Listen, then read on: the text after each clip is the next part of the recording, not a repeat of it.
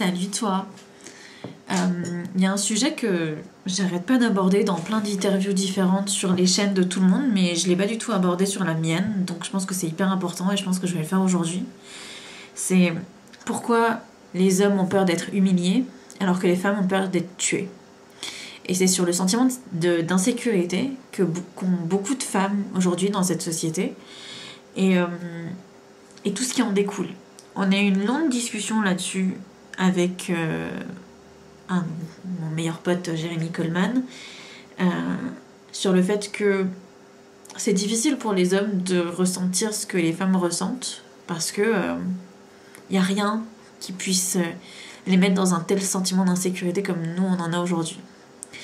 Le problème de ce sentiment d'insécurité, c'est que déjà que c'est extrêmement désagréable de ne pas se sentir en sécurité en tant que femme, et en plus c'est que ça menace réellement nos vies. C'est-à-dire que si je sors, enfin mon copain s'il sort bourré à 2h du matin dans la rue, il aura juste peur peut-être, ou peut-être même pas, d'avoir un accident avec une voiture, j'en sais rien. Moi j'aurais peur qu'on me kidnappe, qu'on me viole, qu'on me vole mon intégrité physique et qu'on m'humilie. Et il y a peu d'hommes qui peuvent le comprendre. Aujourd'hui, je parle pas des femmes trans parce que je n'ai pas cette connaissance du sujet. C'est pas parce que j'ai envie de les invisibiliser ou ce genre de choses, mais c'est juste que je connais pas le sujet, donc je préfère ne pas en parler que de dire des conneries. Donc si tu es une femme trans et que tu ressens ce fort sentiment d'insécurité, ce que je peux totalement comprendre parce qu'en plus faire partie d'une minorité augmente le sentiment d'insécurité, ça c'est clair, et c'est pas seulement le sentiment en fait, c'est augmente l'insécurité de toute manière. Eh bien je suis désolée de pas en parler, mais c'est vrai que c'est quelque chose que je connais pas, donc je préfère pas dire des conneries. Aujourd'hui, si je parle de ça, c'est parce que le sentiment de sécurité, c'est quelque chose que je recherche très très fort. Et je me suis rendu compte que ça gangrénait plein de choses dans ma vie. Ça gangrène...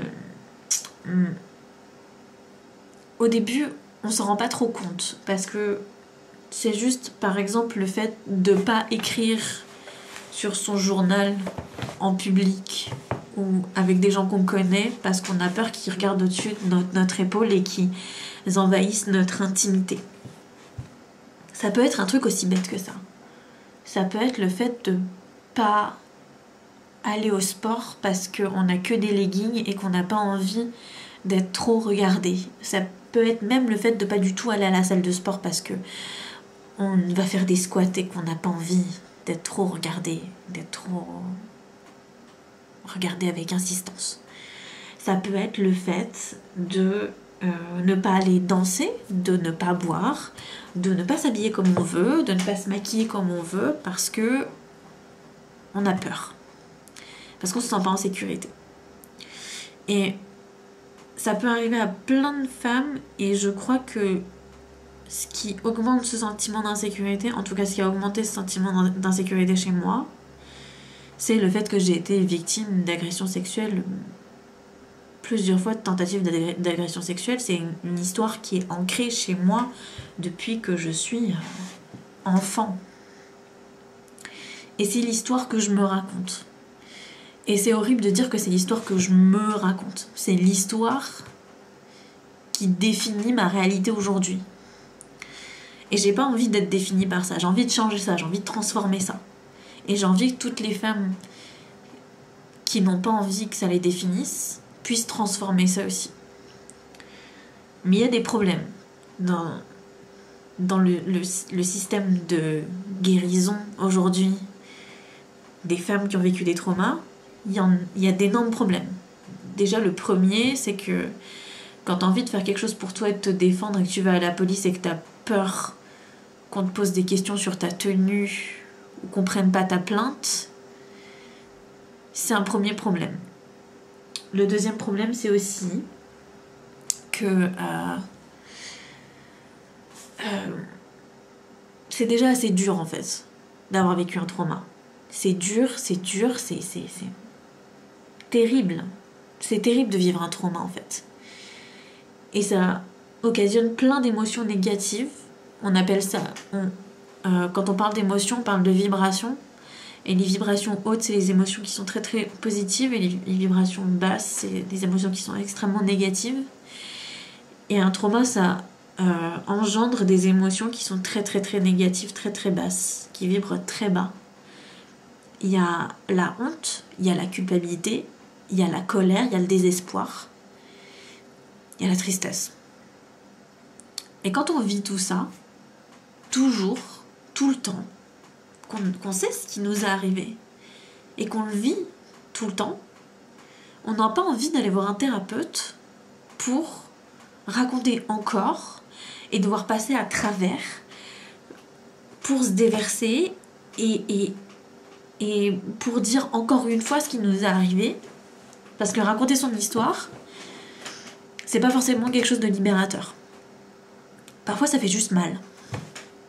Et c'est ok aussi. Au bout d'un moment, ça fait juste mal d'en parler. Moi, je suis capable d'en parler aujourd'hui avec un peu de pudeur, un peu d'émotivité, mais à une époque, j'en aurais pas parlé. J'en aurais parlé pour rien au monde. Enfin, j'ai carrément fait un déni pendant plus de 20 ans. Parce que ce que j'ai vécu dans mon enfance, c'était trop grave, c'était indicible. Donc même mon cerveau, il a fait en sorte de taire ça. Je me souvenais même pas de ce qui m'était arrivé. Donc je comprends à quel point la honte, la culpabilité, la colère, la tristesse, ça soit des choses qu'on n'ait pas envie de revivre. Et malgré tout ça, malgré le fait que j'ai vécu tout ça, et qu'aujourd'hui subsiste juste ce petit sentiment d'insécurité qui facilement transformable en fait. Malgré tout ça, j'ai réussi à passer outre, à passer à travers le trauma et transformer ça. Parce que ce trauma, finalement, j'en ai fait mon métier. J'en ai fait un moteur. J'en ai fait la raison d'aider les autres, d'aider les femmes qui ont vécu ça. Et je trouve que c'est important.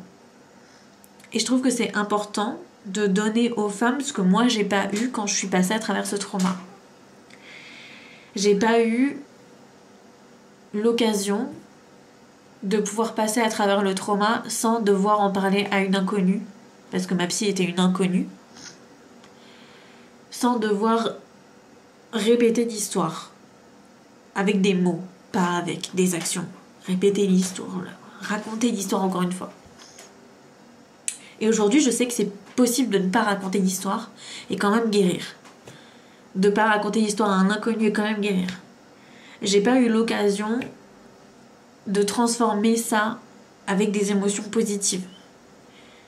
J'ai dû passer à travers le trauma avec plein d'émotions négatives et de passer dans le down pour remonter en thérapie.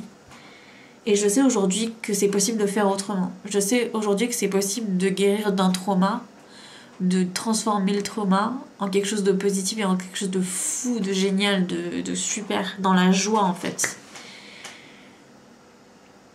Alors évidemment à la fin tu seras pas « Oh on m'a violée, trop génial !» Non, ça n'arrivera pas. Mais tu seras quand même heureuse d'être là et tu seras quand même heureuse d'être en vie. Et il y aura plein de gratitude qui va sortir de ça, de plein de manières différentes. Et pas forcément ce à quoi tu penses, ce que tu t'imagines.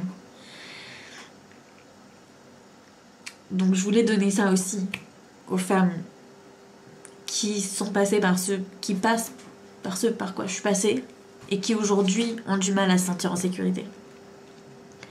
Et aussi la chose dont j'ai manqué cruellement,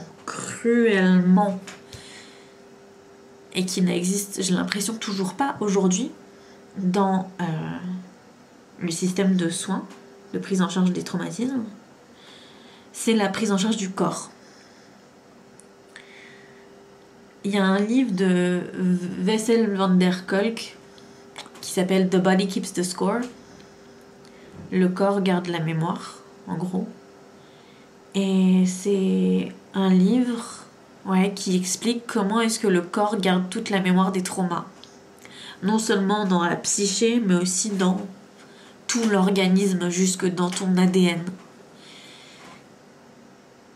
Et il faut aussi rééduquer le corps à plus être dans l'hypervigilance, à plus être dans le sentiment d'insécurité, à sortir de ça et lui réapprendre ce que c'est que le sentiment de sécurité et lui réapprendre à se détendre, à se soulager, à prendre soin de lui.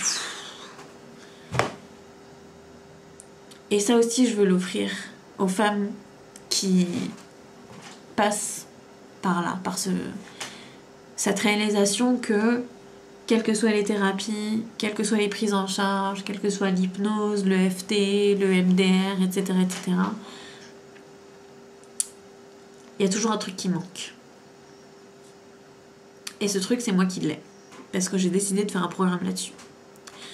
J'ai décidé de faire un programme qui s'appelle Plus jamais peur, pour retrouver le sentiment de sécurité. Il y aura 2 modules avec plusieurs vidéos. Un module corps et un module esprit. Pour non seulement guérir et retrouver toutes les émotions positives et la gratitude chaque jour, sans passer par le down de tristesse, vibration basse, etc., etc. Et aussi un module corps pour reprendre le contrôle de son corps. Ne plus être dissocié de son corps. Ne plus être cette personne qui ne se reconnaît plus, n'arrive plus à contrôler son corps, n'arrive plus à faire ce qu'elle a envie de faire parce que la peur reste toujours présente. Et c'est un programme important pour moi. C'est un programme qui va aider beaucoup de gens. Et j'espère que ça va aider encore plus de gens que je l'imagine. Je l'ai mis en ligne pour que ça soit accessible au plus de personnes possible. Et je l'ai aussi mis à un prix qui défie toute concurrence, parce que normalement il coûte 883 €, parce qu'il y a des vidéos, il y a des audios, il y a des PDF explicatifs, etc., etc. Et du coup, je l'ai mis à 288 €, et c'est possible de payer en 3 fois en plus. Donc ça défie toute concurrence. Le programme il commence le 1er février et il est disponible à la vente jusqu'au 31 janvier. Je veux aider celles qui en ont le plus besoin. Je veux pas aider n'importe qui. Je veux aider celles qui veulent vraiment s'en sortir. Et qui ont besoin de toute la compétence et la compassion qu'on puisse leur donner dans ce moment difficile pour elles.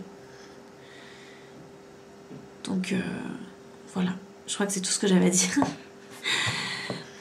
Je te remercie d'avoir regardé cette vidéo. Le lien vers le programme, il est dans la description, ainsi que vers tous mes réseaux sociaux.